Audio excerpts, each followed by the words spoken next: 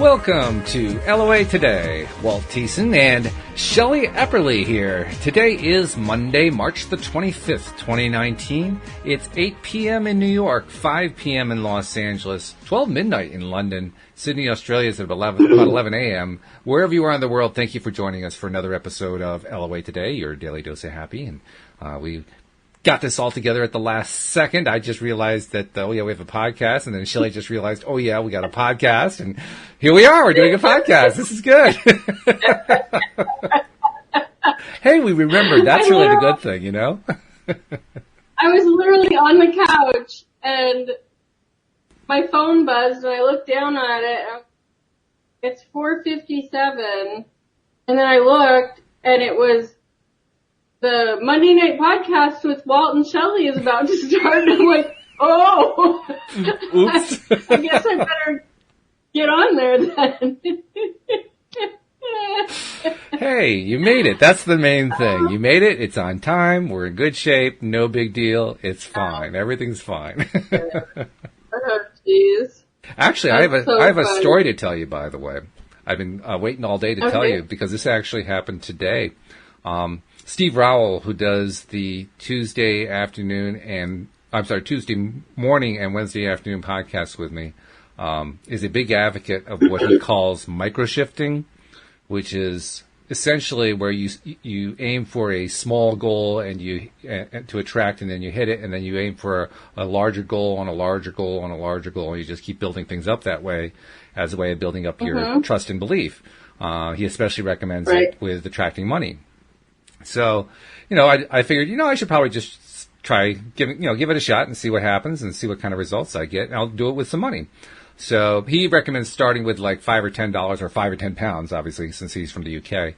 I said, well, I don't know, 10 pounds. I'm not sure I really want to start that small. That seems really small to me. So I said $10 or a whole lot more. That's the way I started it. And, within a couple days, this was like Thursday or Friday last week. Saturday, Louise and I went up to Vermont to visit our friends at Mount Snow and had a really nice visit. Went out to lunch, and at lunch came time to pay the bill and so forth. And they were offering to pay some of the bill, and the part of the bill of ours that they were paying amounted to about $20. I said, well, that's pretty cool. And then I looked in my wallet at my 20s, and I knew I had a bunch of 20s in there, pulled one out, and it was actually a 50. I didn't know I had the 50. So that gave me an extra $30. So my $10 turned into $50 really quickly, and I didn't expect any of that, which was really cool. And I said, okay, well, if I got to 50, then the next goal is to double. You're supposed to double it each time, so the next goal is 100. Okay, so now I need to attract 100. Didn't think about it until today after the morning podcast with Louie, and then I got a phone call from one of my hosting customers. Now, I have a server for hosting websites and email for a small number of customers that I've had for many, many years. My largest customer likes to use a lot of server disk space. So, typically, for most customers, it's like $10 a month or something like that. But he uses so much disk space, he spends $100 a month because he just doesn't want to clean his emails out, which is, hey, if that's what he wants to do, that's fine. I get a call from his office manager, and she says he wants to double that. So he wants to go from $100 a month to $200 a month. I said, okay, and I went through setting everything up with her, which actually adds up to about $1,200 a year. So I got my $100 in a most unexpected way. I got it as $100 a month,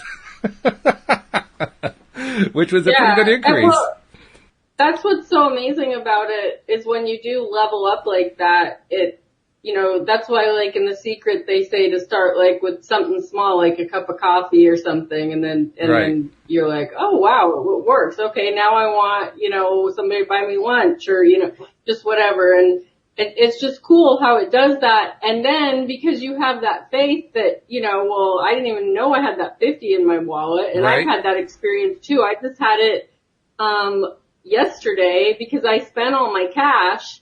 And I want to go garage sailing this coming weekend. And I'm like, well, I need to get some more cash. And then I'm like looking in my wallet and there's a check folded up. And I undo it. And it's a refund that I got 2 weeks ago from the doctor's office for $30. And I'm like, oh, well, I just need to take this. So then you start going, oh, okay. it works like that. Like I just know that I'm going to get more cash for garage sailing or whatever. And then you can just, and the whole leveling up thing, what does he call it? He calls it micro shifting. Micro shifting. Right. Yeah. That's such a cool way to do it because you do start believing and believing and believing and then, pretty soon it's like, okay, how can I attract $50,000? Yeah. How can I attract $1 million? Yeah. Yeah. So. Well, the next goal is 200, awesome. obviously. So I got to 100. Actually, I sent Steve a message. I said, which way do I count this? Because it's $100 a month, but it's $1,200 over the course of a year, and I'm about to collect that as an annual payment. He said, well, I would count as 100. So I said, okay, I'll count as 100 too. He pointed out it's a little bit easier to believe at that level. So I said, okay, I'll count as 100. So the next goal is 200. So $200 is coming to me sometime fairly soon, I think, at the rate that we're going, because it's just a few days between each one so far. So, yeah. Well, yeah, and now it seems super easy because you really did just attract $1,200. Yeah, right. And $200 is nothing. The best part, though, Shelley, the best part was that it was after I had the phone call with the customer, and there's a whole conversation that goes along with that I can't really reveal on the air, but it was a very fun conversation. That's the bottom line there. I got off the phone and I said, and I just kind of laughed because this is a customer who does these unpredictable things. That was part of what the funny part of the conversation was. He just does these unpredictable things. I'm laughing at it. And as I'm laughing, I realized, wait a minute, that's my $100. See, I almost missed the fact that I attracted the $100. That's what I'm trying to say. And it occurred to me, my God, I actually attracted the $100 12 times. I mean, that's pretty good. And then I laughed again. And then I remembered, this is about celebrating. Every time something like this happens, you're supposed to celebrate. You're supposed to make it a really, really big emotion. So I did. And I started dancing around the house and turning it into this, like I just won the lotto or something. Yeah. How fun. It was fun. It is fun. And it is cool too. It's a way of reminding myself that when you do all that, it sticks with you better. Because I could have forgotten that I was trying to attract $100. I could have just laughed it off and forgotten about that part too. It's like, okay, there's a check coming in the mail, big deal. And I wouldn't have got the benefit out of it that I'm getting now. But because I remembered and I remembered to celebrate, even now as I'm telling the story, I'm still feeling the feeling. And that, we both know that's the key. Yeah. You got to keep feeling it in a big, strong way. So I'm glad I remembered. Yeah. I'm glad I remembered, first of all, to actually, set the microshift goal. And second of all, to recognize that it came. Yeah, that is awesome. And it does get to that point where when things start rolling in, whether it's money or whatever you're attracting and lining up with, it is really easy just to be like, it just starts coming and it just kind of gets, you have to concentrate on getting excited about it. Right. You know what I mean? Yes, exactly. It's exactly the point I was trying to make. Because once those things start happening, you expect them. So before you used to expect your car to break down or your day to go bad or your, whatever. And when you shift your focus, you start expecting more money and a better car and, better people at work and better, blah, blah, blah. And so then that's when you have to get in that same mindset, when people are out in the world and they're like, how you doing? And when you're in that negative space, you're like, oh, my knees hurt and, the kids are being brats and the work sucks. But when you get into this new thing, it's like into this positive space. When people ask you how you're doing, you're like, I'm doing great. We're doing this and we're doing that. We're going to go on this vacation. My business is going good. The kids are great, Yep. And so it's like it's like taking that energy and just shifting it in the other direction and everything just goes so much better. And it's so easy. And I think the most awkward part of it is when people are trying to get into that complaining, gossipy state, and you don't go there with them. Right. They don't really know how to deal with that. Well, we had an example of that this weekend with the friends that we visited, up in Vermont. It's a couple that Louise has known for, good grief, 40 years or something like that. Back to the day when she was a ski bum. She was a ski bum for 4 or 5 years at Mount Snow, Vermont, and met these people there, and they got married later, but she knew them independently. He has, for as long as she can remember, always been very negative. Had, everything that came out of his mouth was all the things that are going wrong. She was more positive, although she can also get into a negative thing too. And he had actually manifested cancer. He's dealing with cancer right now. But, and this was the cool part is that not only was he dealing with cancer, he was also dealing with drug addiction. And the two together, the two combined, apparently have how if you have enough things going on, you kind of hit bottom and you get this determination to turn things around. He got determined. He got determined to turn things around. He was talking more positively than I have ever heard him in all the time that I've known him. It was wonderful. That is so awesome.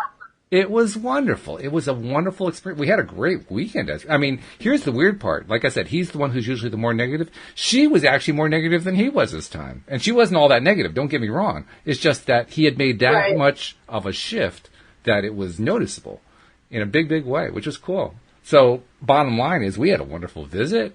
We had a great meal with them. We went out. Also, it was Louise's birthday, so after that, we went on our way home. We stopped off at a place in Northampton, the Northampton Inn, and had a wonderful meal there. And it was just a great, great day. So, talking about what you talked about just now, about how one thing leads to another, and one good thing leads to another good thing, and so forth. That's exactly what was happening. And it wasn't just happening in terms of the events. It was happening in terms of the people, which is great. I love that more than almost anything else, especially when it's somebody who's making a turnaround, because you notice it's such a big deal. It's a really, really big deal. So anyway, this is we're doing this as a live stream with Q&A. If anybody wants to leave questions or comments, we'll be glad to discuss them. But in the meantime, we'll just keep talking about these cool things that have been happening to us and about the law of attraction in general. And so you said that you manifested an unexpected check that you'd forgotten about, and that's going to lead to doing the yard sailing this coming weekend. So now your weekend's all set, and you're going to be psyched for that, I'm sure. What else is going on? Anything fun going on? Here in the Pacific Northwest, garage sale, because of all the rain and stuff, we have just a window of garage sale, yard sale season. So, when it starts, it's like, yay! Yeah. And the last 2 weekends, I've had stuff going on. So it's like I'm driving to my destination where I need to be, and I'm passing all these signs, and it's just like torture because that's where I really want to be. So it'll be so nice to go yard sailing this weekend and pick up some good stuff to sell. You sound like Louise, because she used to do yard sailing in a big way to do trash to treasure kind of stuff. And she's not normally the person who likes to get up early, but on Saturdays when she was doing this, bright and early, 6 a.m., she's bounding out of bed. She was, couldn't wait to get in the car, had to get to the first yard sale before 7 o'clock because she had to be an early bird and all that kind of thing. Yeah. It's fun to have that kind of excitement. Even if it's something that's just, simple, because yard sailing was a fairly simple thing. But if you're excited about it, what a great way to build excitement up. Yeah, I love it. I mean, you meet people, you get to see different parts of town because you go back in the neighborhoods where you're usually just going on the main roads and stuff. So, yeah, it's fun. Have you had? And then I always find treasure to resell and make good money on, so that's fun too. Do you have any particular great stories from yard selling that you like to tell? I mean, for me, my great stories really are just the finds. And so far here, my best find has been, I bought I think there was 87 sports jerseys. I bought them all for $300. Wow. And so I've probably made, I don't know, a couple thousand on that. They're almost gone. I've almost sold them all, and I didn't keep track because I just keep monthly track of everything, so I don't keep track of like what out of that lot sold. Right. And then I bought I think it was a vintage Ralph Lauren, like Letterman type jacket, and for like $2 at a yard sale, and sold it for $170. Wow. So, yeah, so I mean, I find stuff like that. Like, I went to I call it the bins. It's the Goodwill outlet where they sell everything by the pound, and you're just digging through all these bins, and there's no rhyme or reason to anything that's in them as far as, you know, it's not all the kids' clothes are together. It's just clothes and textiles and everything. And so, you know, I find amazing stuff in there too. You know, I found like Prada and Gucci and, you know. Wow, so, crazy. Yeah, so I just love the hunt. So the yard sailing is so fun for me because it is such a hunt. That's the part that Louise likes the most too. She actually, Yeah. she should probably have a business like you have where you're selling on eBay and so forth in order to unload the stuff. But she doesn't like any of that part. The part that she likes is the find. She just wants to celebrate the find, which I can understand. I mean, Yeah. it's fun. You know, it's exciting when you find something good like that. Yeah. So, okay. Well, let's see. What else is going on? Anything of note? Any interesting LOA experiences the last week or so? Actually, it's been 2 weeks, hasn't it? Because we didn't do a show last week. So it's been 2 weeks since we last Yeah. spoke. Yeah, I think that's what kind of threw me this afternoon. But you know how you go through the day and you're just like, what am I forgetting? Like there's something going on, but you can't put your finger on it. I do that often, and then I was just like literally, I just saw that post on Facebook. It just popped up on my phone, and I was just like, Oh, that's funny. Oh, that's so funny. Well, tell you what. Let's play a little bit of Stump the Expert kind of game. We'll just each come up with little topics to discuss, and unless somebody comes along and decides to ask us some questions, and we'll just kind of go back and forth like that. Does that sound all right to you? Okay. All right. Yeah, I need to text my daughter really quick because I know she's been having some issues at work, and I know that's why she's trying to call me. But Oh, okay. Yeah, that's fine. Well, why don't you do that? While you're doing that, I'll do the announcements I normally say for the end. That way you can have time to do your oh, texting. okay. Which are a reminder to everybody, if you're not yet a subscriber to the podcast, become one. It's real simple. In fact, we've made it about as simple as it can possibly be. Just go to the homepage of our website at loatoday.net, and you will now find, no matter what device you're using, it will show you the exact link you need in a nice big text block at the top of the page. It's like a little graphic with text in it. You just click on that, and it'll just walk you right through the process of becoming a subscriber. And then all the episodes come right to your smartphone. And then, of course, once you are a subscriber, make sure that when you're listening to an episode, send us a message. Obviously, we'd love to hear from you. But more importantly, post it on social media. Share the fact that you're listening and that you're enjoying it, because we want more and more people to find out about LOA Today and get their daily doses of happy. So there it is in a nutshell. Subscribe to the podcast and share the fact that you're subscribing, and more people will get it. So that give you enough time? Yeah, I think you got your text message done, so that's good. Yep. Okay. Yep. So, okay, first question, the first topic. Okay, well, I was telling a story, and you were kibitzing with some stories of your own about times when we are reminded to celebrate and how important it is to celebrate. Can you think off the top of your head what is your favorite thing that you ever manifested that you remembered to celebrate, and the celebration was even better than the manifestation? Can you think of anything that kind of fits the bill where the celebration was almost better than the manifestation? And I know we don't normally think about it that way, so it's not the easiest question. But I know what it is. It's when my husband and I were just starting to do the Law of Attraction back in like 2006-ish, when we first watched The Secret and all that, and we were really getting into it, and we were planning a Disney trip, and because we're just big Disney fans, we love taking the kids and everything, and so that year we ended up going in 2007, so they were 10, and Marley turned 5 while we were there. Oh, and so nice. at first we were just gonna go to Disneyland, and we started looking into what it would take to go to Disney World.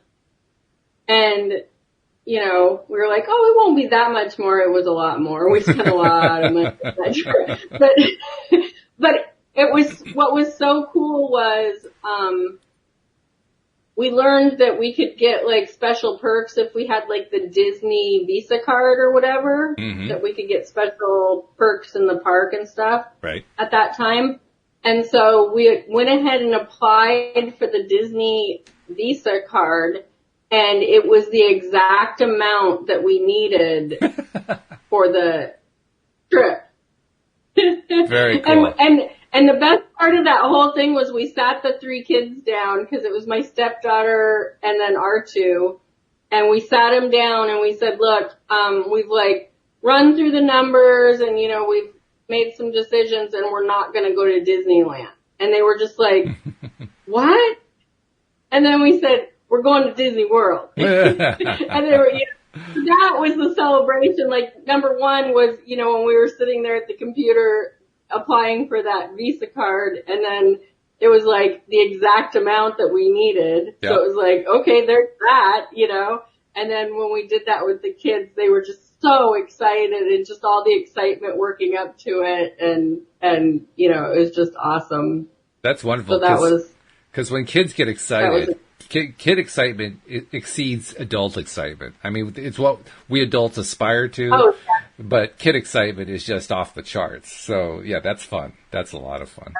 That was probably almost more fun than the trip itself, just the announcement. Yeah. Well, for me, because I'm a homebody, we went there for 11 days, and Ooh. You know, by like day 5, I was like, okay, can we go home? And of course, they were just telling me, no, we're not going home. Yeah, right. You know? But you know, when there was 5 of us in a hotel room for, you know, 12 days or whatever, and it was a bit much, you know, but, yeah, so, I mean, it was a blast, but, you know, when you're the mom and you're packing everybody and making sure everybody's got what they need, and you're getting up early to do laundry at the hotel, and, you know, it's to be a lot of work, but it was so fun, and it was, like I said, that the celebration of it actually happening was amazing, so. That's great, too, because an event like that lasts that long and has that great of a send-off, first of all, but also has, I mean, yeah, you had plenty of things you had to do, but the kids, I'm sure, it's indelibly imprinted in their minds and in their hearts what happened. You know, when you have that kind of an event that just, it's that powerful a memory, that's a great memory to have. Because that's a memory when you need something to pick you up, you can pick yourself up really quick just by focusing on something that powerful. That's wonderful to have that. And then if we even go back farther, before I really knew what the law of attraction was, I had read this book, and it was called How to Solve All Your Money Problems Forever, or something like that. Okay. And I wasn't really wanting to solve my money problems at that point. I was wanting, Madison had just started walking, and we lived in this little tiny house. It was like 800 square feet. And I wanted a bigger house. And, you know, but the circumstances, and it wasn't a financial circumstance. It was Scott's grandma's house, and she had given us the deed to it when we had to put her into a home because she was starting to lose her faculties a little, and so we were kind of tied to that house, but it was just getting really hard to have this little tiny house, and we had tons of stuff, and she was getting into everything, and it was just, and so I started reading that book, and it told you to basically do the affirmations and visualize. So every morning when I woke up, after I, you know, obviously got her under wraps, I would take a few minutes and do that, and then every evening I would go in our bedroom and shut the door, and I would do that. Oh, okay. And 2 weeks later, and it told you not to figure out how, just to know that it was going to happen and to keep visualizing it. So it was totally a method of using the law of attraction. Right. And so I was doing that, and then, like 2 weeks into it, my aunt called me, and she said, your uncle and I just bought a house, But part of the stipulation to get the loan is we have to have renters in our current house. Would you and Scott be interested in renting our house? And it was like, and they gave us a really great deal, and we went from 800 to 1,800 square feet with a big yard for the dog. We had a place for horses. We had a big place for the trampoline, and so it was just like this whole. And I just remember being like, that's so cool that worked. And then I just like dropped it. Like, why did I do that? Yeah. Well, it's kind of like what I was talking about, how, I'm trying to manifest this $100. I get $100 in spades and I don't even make the connection. I mean, it takes me like 10 minutes to say, well, wait a minute, that's what I was asking for. Yeah. Well, I'm to the point now, like when I found that check last night, I was like, oh, there it is. Like, of course that's where it is. Like it's like got to that point with me, like, oh, I wanted more cash, and I just have to run to the bank and cash this check, which I was going to go to the bank and get. I was probably just going to get cash back, on my next purchase somewhere or whatever. But it was just like, oh, okay, there it is. Like, it's so fun, and I think that like what you're saying is you forget to make it fun because it does become habit, Right. and so then you're just like, oh, okay, there's an extra 50 in my wallet. Okay. You just accept it and move on, but then you got to go, no, I asked for that. Like, I asked for that. That's right. Thank you. Yeah. Yeah. It's very easy to forget. And like you say, it can actually get to the point where we just kind of take it for granted. But that is the one thing we can't do. We must not do, I should say, if we want to be truly abundant livers.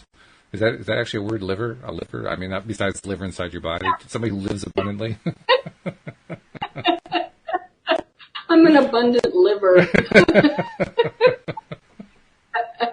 I'm all wrinkly. No, that's not it.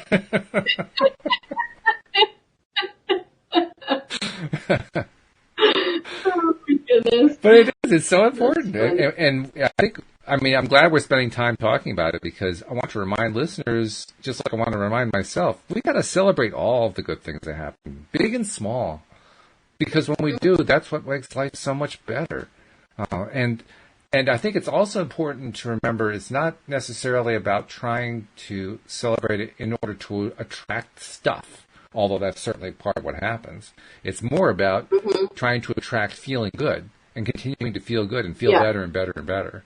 Because that's really, that's where life is anyway, right? It's about what are you experiencing? Why are you here? I mean, if you're not here to enjoy your life, what's the point? There are a lot of people who ask that question. Well, I just think I keep kind of going back to the negative, and I'm not trying to dwell on it, but it's just like, you think about when something goes wrong, something, like I can give my daughter, for example, like she's just having a really hard time at work. She's having a hard time with how everybody, how the other people are dealing with things and how, she's, like I went and had lunch with her on Wednesday and she's just like repeating and repeating and repeating and right. I'm just like, honey, what would it look like if you went to work tomorrow and everything was perfect? Like, what would that look like? And she goes, well, it's not gonna be. And I said, you're gonna get what you expect, and you know that. Like, I've preached to these kids, and when I'm having a crap day, they preach it right back to me, You can't get away with it. Yeah, and she just kept going, and I said, do you hear me? I said, I know that you're venting right now because you can vent to me, and you can't vent to them, and you're really frustrated. I get that, but you gotta, when you get all that crap out of you, you have to start focusing and turning it around. And she was just, and so then, she came over, yesterday and we all went out and had pizza and we went walking down by the river and stuff. And I noticed that a couple times she started and then she pulled back. Which I felt like, I know that she was doing that for me, but it's a start. Right. And so I think about that, like, what if instead I went to lunch with her and she was just like, Mom, everything's just going great and the kids are being so great and the other so great and I had such a great day. I can't wait to go back tomorrow. It's going to be so great. And we do that, like, just, I think it's just it's not ingrained in us. It's taught to us that, you know, like when you ask someone, how are you doing? You know, and like I was saying, like, oh, my back's killing me, or but you can put just as much energy and be repeating, oh my God, I attracted $100 today. How did you do that? Well, this is how it happened. Right. Like, instead of that story of, oh, my car broke down, I don't have any money, I don't know what I'm going to do, I can't get to work tomorrow, nobody will give me, like, you can go on and on with that, and you can also go on and on with the amazing story. And when you start getting to that point where you can go on and on with that amazing story, and I think that in the beginning, when you start using the law of attraction to your advantage, I feel like I have a friend that was having a really hard time in her marriage, and she'd be like, how are you guys doing? I'm like, we're doing great, and it's like that little twinge of guilt, like, oh, maybe I should say, maybe I should complain about my husband right now just to make her feel better. But you know what I mean? Yeah, sure. You don't want to be a jerk and be like, no, my life's great, my relationship's great, sorry that your life sucks, Well, there's a reason why they say misery loves company. I mean, because it really does. Yeah, exactly. But the opposite is just as true. If you find the people in the right mindset, like, they won't tolerate that. They're not going to tolerate you talking about, complaining about your husband or your kids or your finances. They're going to be like, well, you gotta, and that's how I feel too. I want to kind of pull her aside, just go, this is what you need to do, but I know that she's not there. If she was there, she'd ask for help, or she'd say, well, what are you guys doing to make it so great, or whatever. But yeah, so I think it's just really easy to almost kind of tamp down that positivity around people, because they're all complaining about all their ailments or their finances or their relationships, and you're over there going, I just attracted $100, and physically I feel great because I went to the gym today, and me and my wife are doing awesome. We had an awesome weekend with friends, and so you got to get past that. You got to get to the point where it's like, my life is great, and if yours isn't, I'm just going to keep shining over here, and eventually you're going to follow my lead, or you're just going to drop off. And either way, I'm fine with it. You know, which is good. That's the right way to handle it, I think. The other thing that occurs to me is that we have a habitual way of dealing with stuff, and that's where a lot of the negativity comes. But we also have, because so often we are focused on negativity. By the way, I got to tell you a negativity story before I even make this point. You mentioned how you almost want to go shake the other person up, and it made me think. Louise, many years ago, when I would get into some really negative spaces, periodically would literally come over to where I was, push me down on the couch, straddle me across the waist, grab me by the T-shirt, and say, "Snap out of it!" I love it.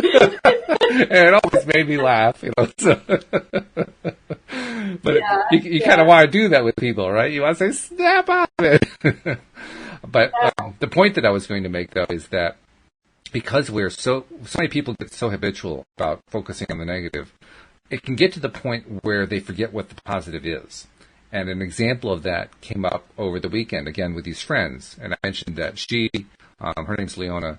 Leona had kind of gotten into a little bit of a negative spiral at one point during the conversation, which, with our help and actually with her husband's help too, fairly quickly turned. But she was going on about, I think it was about political issues and something about gun control or something. I forget what it was.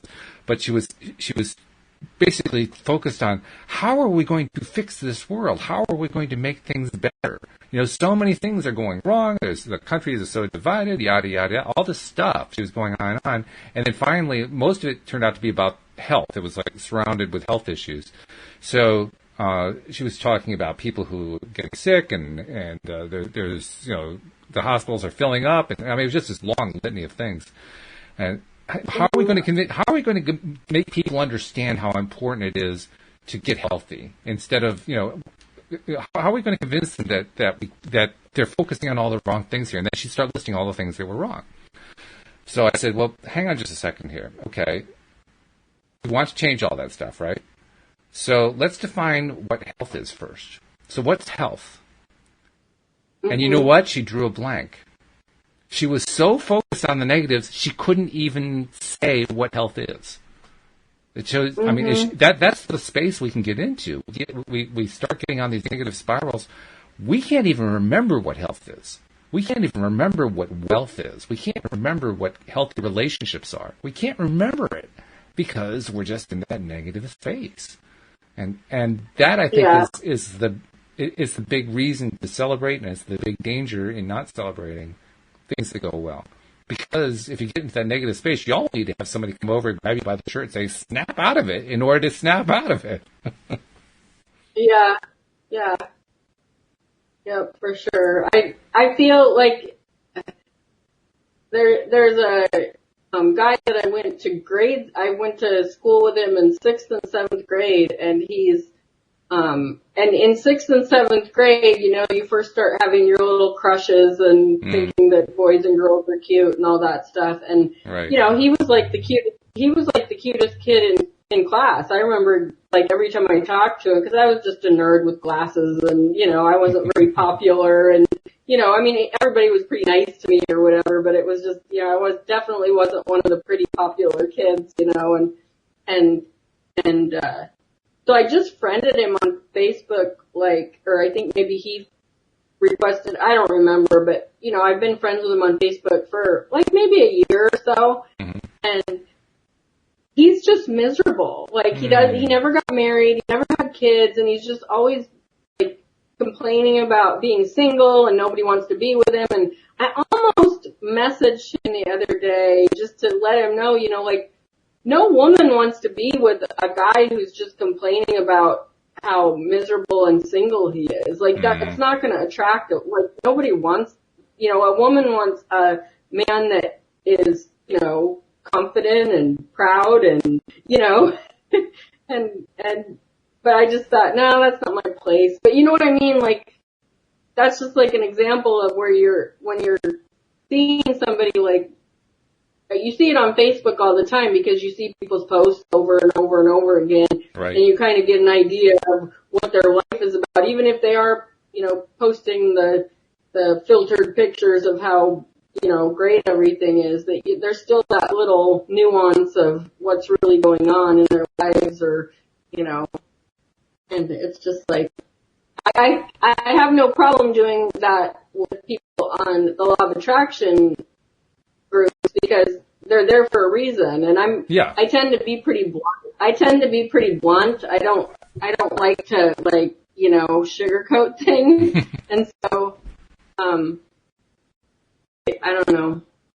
No, I think you're right. I actually can sympathize with your friend, your school friend, because I used to be in that space, and it's a miserable space to be in. And I remember occasionally having a conversation with somebody who was trying to do what you thought about doing.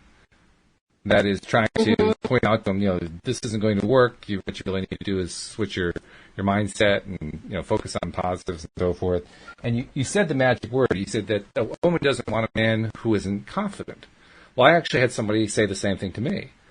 And I remember what my reaction was. My reaction was, okay, but I don't feel confident. How am I supposed to feel confident if I don't feel confident?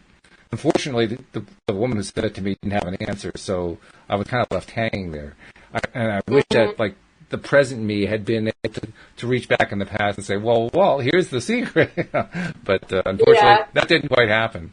But, I mean, I know what that's like. I know what it's like to be in that space. And it does seem impossible when you're feeling that low that you could ever acquire that level of confidence. The worst part was I also remembered having a friend who exuded confidence. He was also a bit of a jerk, but he exuded confidence like crazy. So, I mean, the two of us could go into a bar and we'd be sitting there at the bar, and like 3 women would come by and hand him a slip of paper that had their phone number on. That's how much confidence this guy put out. You know? Now, truly, he was a confidence man. He was a con man. He would just con anybody. So, he had no scruples about what he was going to do when he met any of these women. But nevertheless, he had that confidence. And so I always associated confidence with this con man. I said to myself, well, like arrogant. Very arrogant, he didn't really care much. He had very little respect for other people, especially for women. Mm-hmm. Very, very little respect. And so that kind of reinforced for me that confidence is, not such a good thing. And I realize now, looking back, well, of course that's what happened. I was in a bad frame of mind about confidence. For me, my confidence was low. I didn't know how to get there. And so when I asked the question, how can I get confidence? I was asking it from a position of lack. So what I got? I got a person who provided the example of being even more lackful about confidence. Yeah. It's God, this stuff is just amazing. It's amazing how. Whoops, my cat is going nuts here. It's amazing how he gets into Destructo cat mode every once in a while. He just knocked my phone on the floor, the mouse on the floor, because he's like sprawling all over the place here. I love it. Come here. This guy is. Of course, he doesn't want to be in my lap now. Yeah. I mean, it's like everything goes flying. He apparently thought that I was spending much too much time on the negative, and he just had to interrupt the whole flow of it and turn it into a positive. Yeah, that's funny. Oh, it's great. But anyway, that was my point. My point is you can get in that negative spiral. So the question becomes, okay, how do you climb out of that spiral when you aren't, first of all, when you don't know how the LOA works, and second of all, when you don't even understand where the positive is. That's what the real challenge is. So I guess I tell all that as a way of saying, tell your friend. Don't hold back. Tell him. He needs to know. He's probably in such a space that he's lost, and he doesn't have a clue of what to do with it. And to have a sane voice come along that he actually knows, tell him. And if you're being blunt about it, you're being blunt about it. Yeah, I just get worried that I don't want to send him into more of a spiral, like I'm trying to put him down or whatever, so I just need to find the right way to word it. But it's just really interesting, like, since I've been studying the law of attraction stuff and just more and more getting into it,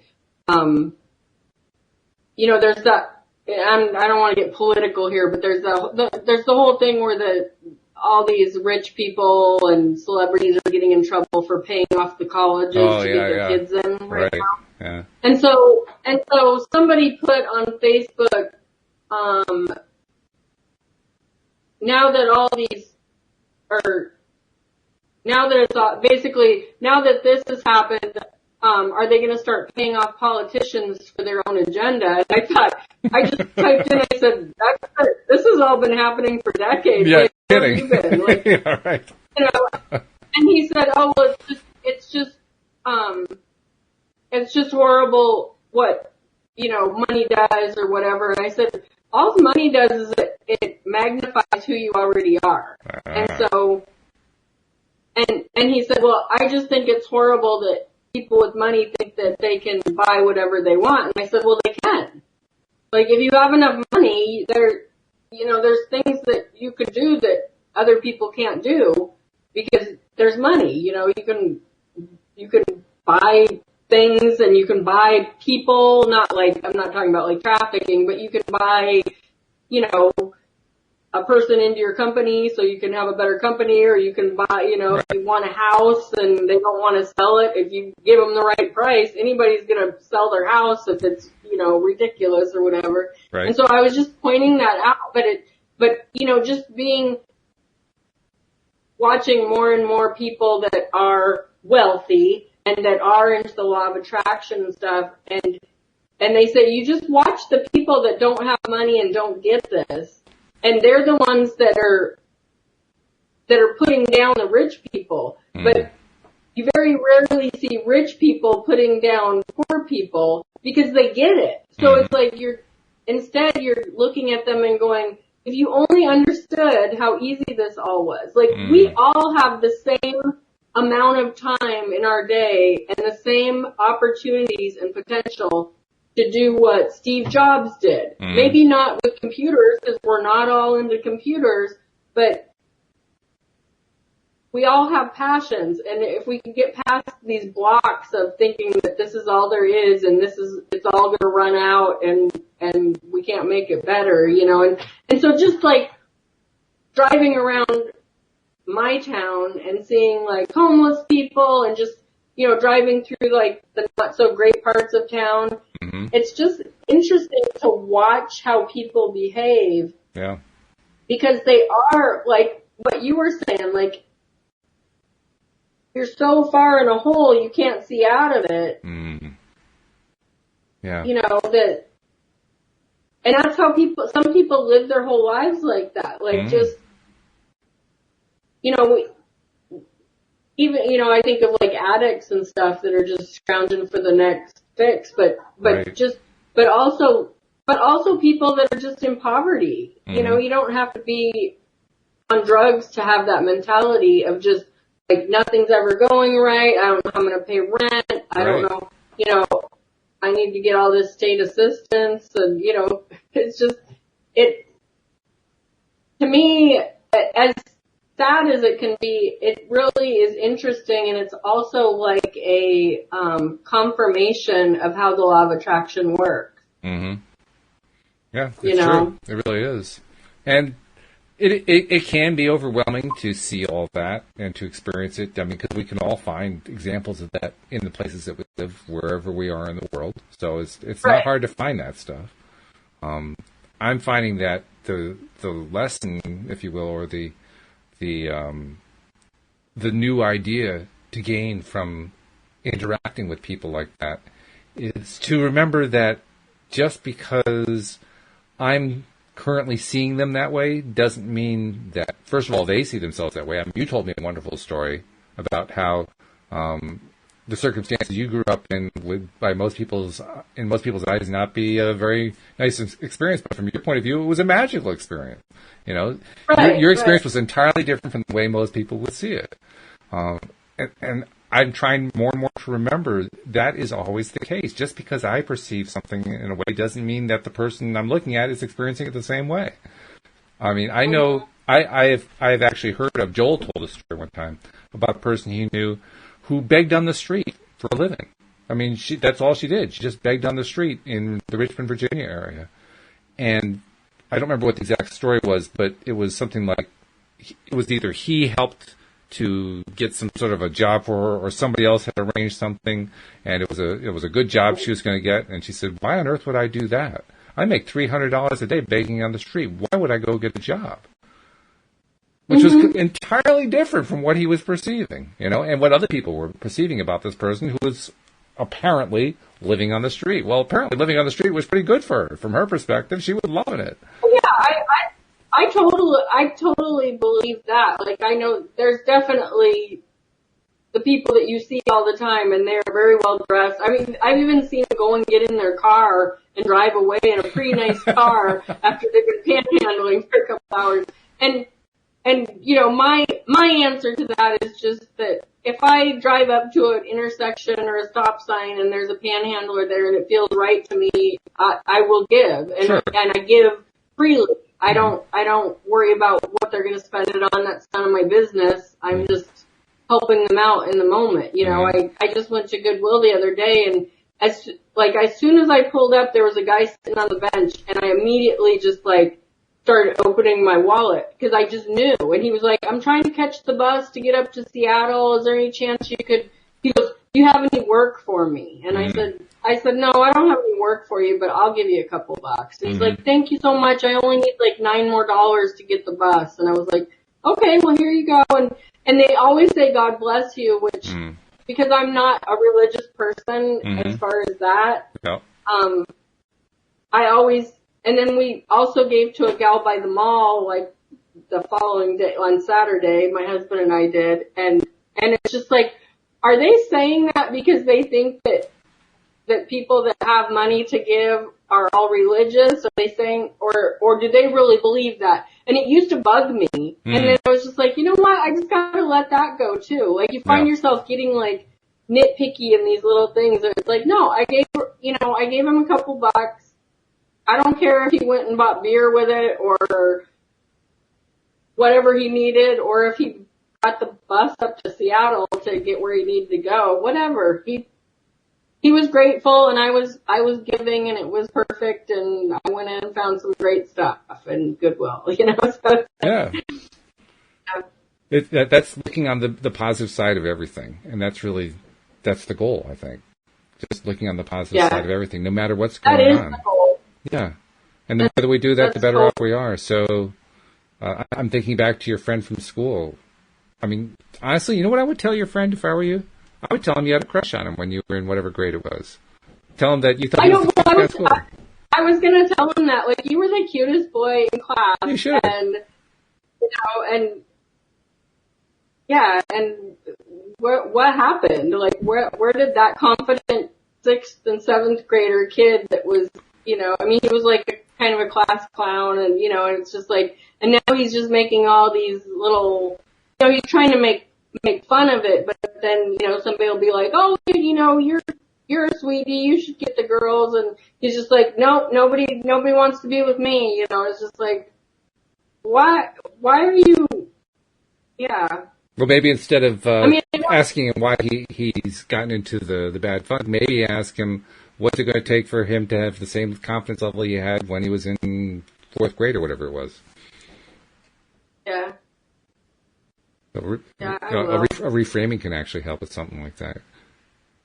Because I do know, I remember very clearly what it was like at that time when I was going through the same kind of thing. So what got you out of it? Let's see, what did get me out of it? Quitting. That's really, there goes the cat. Literally quitting. I mean, the timing, this is a story I've told many times, but the timing was impeccable. It was the spring of 1998. I had kind of totaled it up, and since college, I'd had about 20 straight years of abject total failure when it came to women. Just no relationships had ever worked out. The longest one had lasted about 3 weeks. I mean, it was just one disaster after another. And you put up with that for 20 years, and you just get burned out. And that's what happened to me. I just got burned out. I couldn't take it anymore. And so I threw in the towel. I said, I'm not going to do relationships anymore. I'm not going to try to find anybody. It's just too painful. And especially since I had just come through the most painful of them all. I mean, it was like one painful thing after another, but the one I had just come out of was the most painful of all of them by far. So I was in agony over this kind of stuff. And I quit. And a month later, I met Louise because I quit. I gave up on all the angst. I gave up on all the negative focus. I just stopped thinking about it. And in that process of stopping thinking about it, what happened in the interim was Louise, she had actually a black cat at that time named Shadow. Shadow died previous November after 16 years together. And a couple months later, a friend of her asked her, are you going to get another cat? And without thinking about it, she says, no, I'm going to get a husband. And she started asking everybody that she knew, do you know of any healthy males who are still single? Any healthy males? Going to the shelter. Are any of these guys healthy? Well, I should have said mentally healthy because she was a psychotherapist, so that's what she meant by it. She wanted to have mentally healthy males, somebody who was emotionally healthy. And she ended up asking the question of a friend of hers who was also a therapist, who also was a friend of mine because I was involved in swing dancing at the time, and she was one of my swing dancing partners. And she says, oh, yeah, I know somebody, which to this day kind of surprises me. It was truly law of attraction in action because I swear to God, she probably knew 200 or 300 males through that swing dance group. I mean, it was a large community of swing dancers. And there were any number that, I mean, I've been to parties that she'd put on. She would have her apartment packed with people, half of them guys, all of them single, at these parties that she had. So she knew plenty of people, but she thought of me for some reason and hooked us together. Deborah had to kind of talk me into it. I mean, when I say I had quit, I mean I quit. And so she calls me up and she says, I have a friend who wants to meet you. Can I give you her phone number? My reaction was, absolutely not. I don't want to do this anymore. I'm in pain. I'm done. And she knew the person that I had previously broken up with and been in a very painful situation with. She knew who that was. And I said, you know what went on with her? And she says, yeah. But, you can't just give up. Yeah, I mean, this is somebody who might be good for you. You never really know until you meet her. And so she finally ended up talking me into calling Louise up, which I did. And I did it for 3 Wednesdays in a row. Wednesday was Louise's night for talking to people on the phone. So I called her up, and each time it was a 2-hour conversation. Now, if I had been in a positive frame of mind or, a confident frame of mind, 3 conversations in a row, 2 hours each, I would have said, oh, well, this is something. This is really good. That was not what I was thinking. What I was actually thinking is, okay, when's the other shoe going to drop? When's this thing going to fall apart? But I had just enough willingness to try that we ended up meeting, and the meeting was a disaster. It didn't work at all. And then I went to a party that Deborah was having, because Deborah and myself and one other person all had birthdays around the same time. And that party was the same day that Louise and I met. So I went to the party after the devastating failure of a meeting, and Deborah said to me, so you're going to give it the 3-date rule, right? And I said, what's the 3-date rule? And she said, that's where you give it 3 dates before you make a decision. I said, oh, no, really? Oh, no. It's going to be that again. So once again, she talked me into it, and then things improved dramatically after that. And a month later, Louise and I were together. So, it was a combination of me giving up and my friend saying, don't give up on this too much. You gave up on the stuff you need to get rid of. You need to give up on things not working out. You did that, but don't give up on somebody who you like and who liked you. Like, okay. And I did, and it worked out great. Yeah. So that's how we did it. Hey, that whole surrendering and giving up and letting go, and I had no idea that's what I was actually doing. Never occurred to me.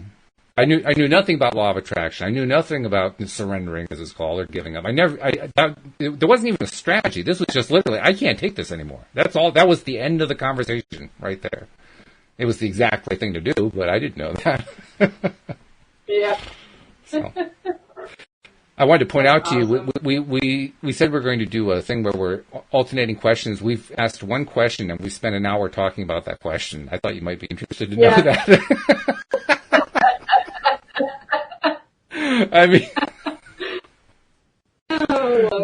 we get going, and it just takes on a life of its own, which is cool. I like that. It's fun, but it's just pretty wild. I do too. In fact, I'm not even sure what the original question was. What was it? Oh, yeah, it was about what's the most fun thing that you ever manifested? And boy, look what it turned into. This long thing. Really, really cool. Hey, before we part company for the night, I wanted to ask you. You were talking at one point about doing a coaching thing. Are you still going to do that coaching thing? Well, I'm always open to coaching. Oh, okay.